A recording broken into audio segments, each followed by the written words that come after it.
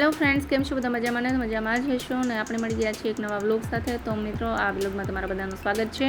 મિત્રો, સવારે કૃષિ યુનિવર્સિટીમાંથી ટ્રેનિંગ દરમિયાન અમને ચોકલી અને વડાલ પ્રાકૃતિક ફાર્મની મુલાકાતે લઈ ગયા હતા અને લગભગ 12-12:30ની આસપાસ અમે રિટર્ન આવ્યા અને આવીને પછી બધાએ સાથે જમ્યા.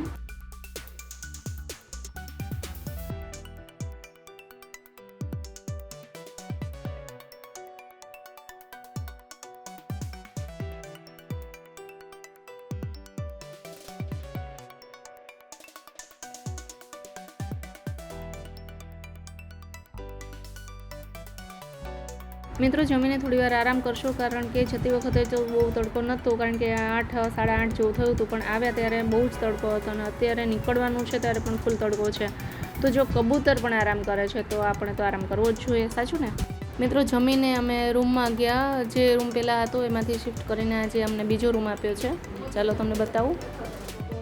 અમને લોકોને આ નવા રૂમમાં શિફ્ટ કર્યા છે. આ રૂમે જો કે ઓના જેવો જ છે, બટ ત્યાં બીજા ટ્રેનિંગવાળા આવ્યા એટલે અમારા લોકોએ અહીંયા આવવું પડ્યું. અહીંયા જો કે એસી તો છે જ ને, અને અમારા આ માસીને એસી વગર ફાવતું નથી. થોડીક વાર તો તપી ગયા હતા.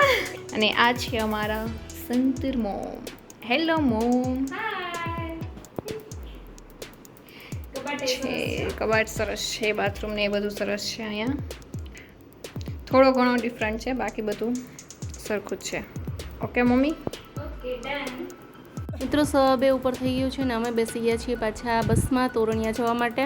મિત્રો, તડકો પણ બહુ જ છે અને જવું પણ હતું અમારે. જો તડકાથી બી જાય તો આપણે ખેડૂત પુત્રી અને ખેડૂત પુત્ર ના કહેવાય, કેમ ખરું ને? મિત્રો, બસમાં અમારે પાછળની સીટ પર જ શારદા માસી બેઠા છે. એમને આપણા ભારતની ખેતીનું એક સરસ ગીત આવડે છે. ચાલો હું તમને સંભળાવું ગીત.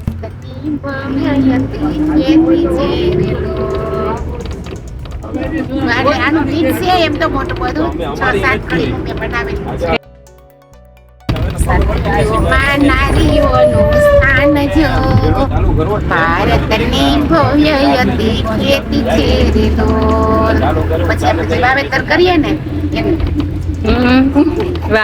માસે મગફળી વાવતા રે લોલ, સારું બિયારણ લાવતા રે લોલ, દવાનો પટયા પીવા રે લોલ.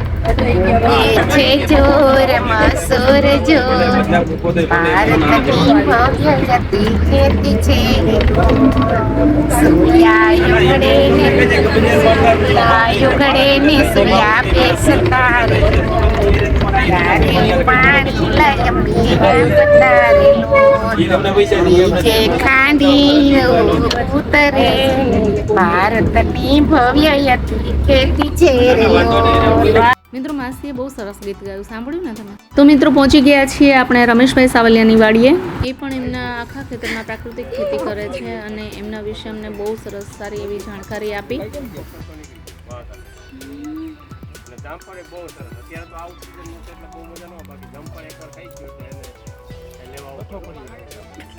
મિત્રો, રમેશભાઈ એમના ખેતરમાં જામફળ, પછી સીતાફળ અને મહોગની જેવા ઘણા બધા પાકોનું પ્રાકૃતિક રીતે ખેતી કરે છે.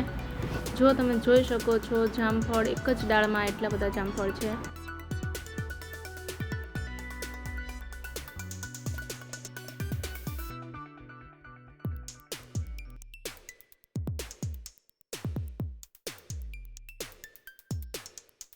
મિત્રો, રમેશભાઈ અમારા ખેડૂત ભાઈઓ તથા બહેનોને પ્રાકૃતિક કૃષિ વિશે બહુ સરસ માહિતી આપે છે, તમે જોઈ શકો છો.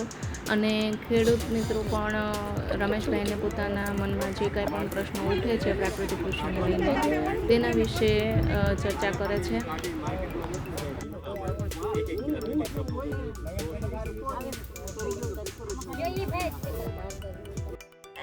અમે પ્રાકૃતિક ફાર્મમાં આવ્યા છીએ, જ્યાં અલગ અલગ બધી વેરાયટીઓ છે. જામફળ છે, સીતાફળ છે, જ્યાં તુળદાર વાવેલી છે, કેળા પણ છે. જામફળીમાં હજી નાની નાની છે, છતાં પણ એમાં બહુ બધો ફાલ આવેલો છે. જો તમે હાવ પ્યોર ઓર્ગેનિક પ્રાકૃતિક ખેતીનું તમારે ખાવું હોય તો આ ભાઈનો સંપર્ક કરજો. જુઓ તમે જામફળ મિત્રો કેવા સરસ છે.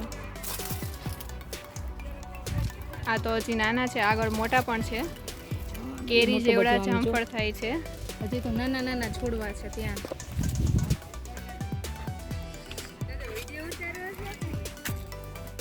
હેલો. કેમ છો? કેવું લાગ્યું તમને ખેતર? બહુ સારું.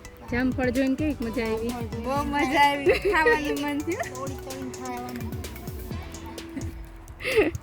ચારી અહીંયા આગળ કેવું સરસ મોટું. આમ તો જો હાવ નાનો પાછળ છોડવો છે. છે તોય મોટું બધું એમ જો પાછળ કેવડા મોટા છે. આ બાજુ આવો તો. ધીરે બતાવો.